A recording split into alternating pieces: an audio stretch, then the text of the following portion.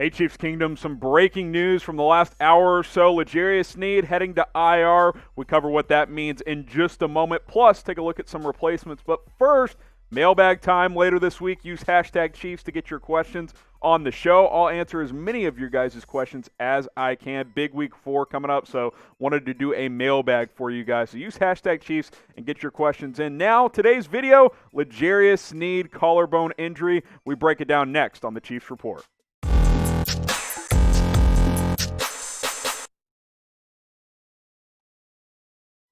All right, this is a bummer because L'Jarius Sneed has been playing very, very well, was leading the NFL in interceptions through 2 games with a pick in Week 1 and in Week 2. Almost had his third in Week 3 on a diving attempt, and on that same play, it turns out he broke his collarbone against the Baltimore Ravens. This really stinks, man. This is a bummer for Kansas City, not just because they're thin at corner and obviously they're going to be in a bit of a scramble mode at least for this 1 week, but because this is a player that you found in the 4th round out of Louisiana Tech and was legitimately playing like a number 1 corner in the NFL. I don't know if that was going to be sustainable, but 2 picks and 3 pass breakups in like 9 quarters of play. Like, come on, that is pretty effective from L'Jarius Sneed. I'm bummed for him. He's certainly heading to IR. It's not official as we record this video, but he will be on injured reserve, I imagine, very, very soon. Injury like this, collarbone, broken collarbone, minimum 6 weeks typically. Obviously, with the new IR rules, you can go on IR and return as soon as after 3 games, but I would expect him to miss the next 6 games, probably more like 8 or 9. This is going to take a while, so L'Jarius Sneed heading to injured reserve. Did want to mention this before we get to some replacements. Bashaud Breeland, luckily, will be returning next week, so from his suspension. He'll complete that this weekend. You might just patchwork corner this week if you're Kansas City. Make it work for 1 game. You get Breeland back. All of a sudden, you got Breeland, Ward, and Fenton, who you expected to be your starters from Week 1 initially, although Sneed had earned a starting job. But luckily, his return comes at the ideal time. It would be better if he was back this week, but all in all, if it's only a 1 week where you're really thin at corner, I think the Chiefs can live with that, but I still think there are some replacements to take a look at, and we'll do that in just a moment. But first, we'll make this the pinned comment on today's video. What is your 1-word reaction to L'Jarius Sneed's injury? Let me know what you guys think in the comment section. For me, sucks. It just freaking sucks. I'll make this the pinned comment. You guys can let me know right there. So L'Jarius Sneed heading to injured reserve. Let's take a look at some replacements. We did this recently when Charvarius Ward got injured. Obviously, this is more of a long-term injury for Sneed. He's going to miss several weeks, but let's look at the usual suspects, right? Like, not going to change much. Trumaine Johnson, the veteran corner. Last time we talked, he was visiting with the Bills, ended up signing with the Panthers practice squad, but they have since released him, so he's just hanging out. Injuries have certainly derailed him the past 2 years. Not convinced he has a ton to offer, right? Like, the Bills didn't sign him. The Carolina Panthers cut him loose after a brief stint on the practice squad.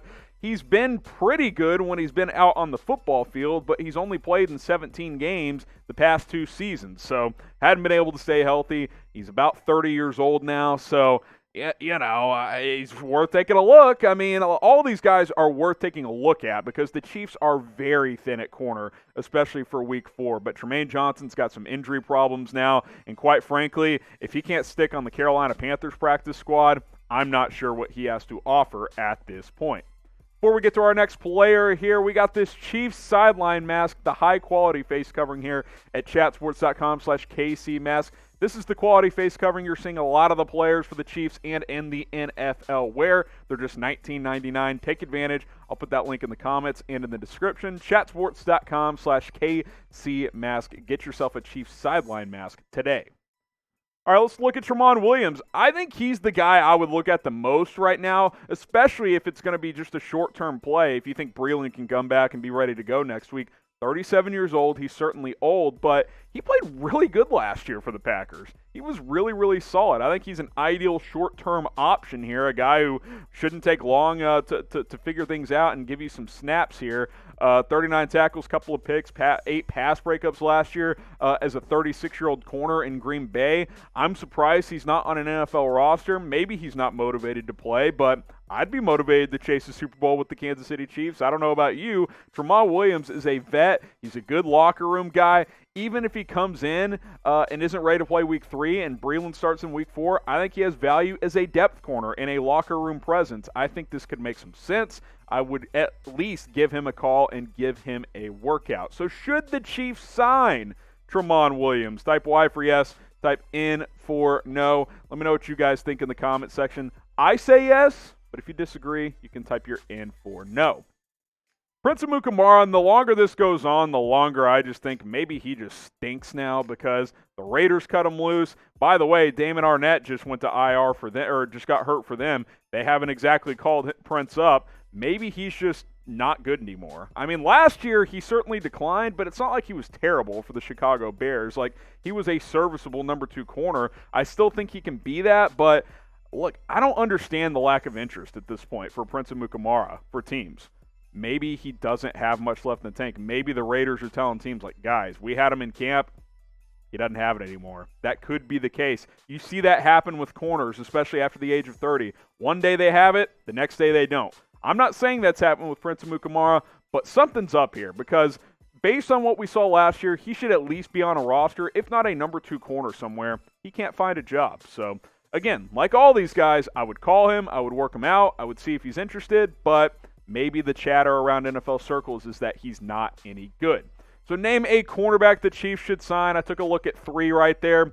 I think they're all in the same realm of give them a look, see what they got, and if they stink, don't sign them. But let me know a Chiefs a player that the Chiefs should sign at cornerback. There's guys like Mo Claiborne out there too. You could give him a look. I'm not going to go into detail on him, though. You guys know the drill with him. Name a corner and let me know. There are some internal players that will fill the gap at least this week. We'll look at those guys in a sec. But first, get subscribed to the channel. We got breaking news like this video. Replacements also involved in this video. The latest Chiefs rumors. Mailbags. Use hashtag Chiefs. I told you guys at the beginning of the show we're doing a mailbag soon. Get your questions in. Much, much more. We got videos basically going up every day now because we continue to grow. Subscribe right now. Hit that big red button. Share that link with a friend. It's youtube.com/ChiefsTV. So you look at the depth chart, this is what we're dealing with. Charvarius Ward, who just returned with a fractured hand, he's not 100%, but he's playing because he basically has to. Rashad Fenton's been solid. He's played well, played better than expected at outside corner because he's been forced into duty. I think the Chiefs wanted him to be their nickel back, but he's had to play primarily outside. I guess Antonio Hamilton's your number 3 corner right now.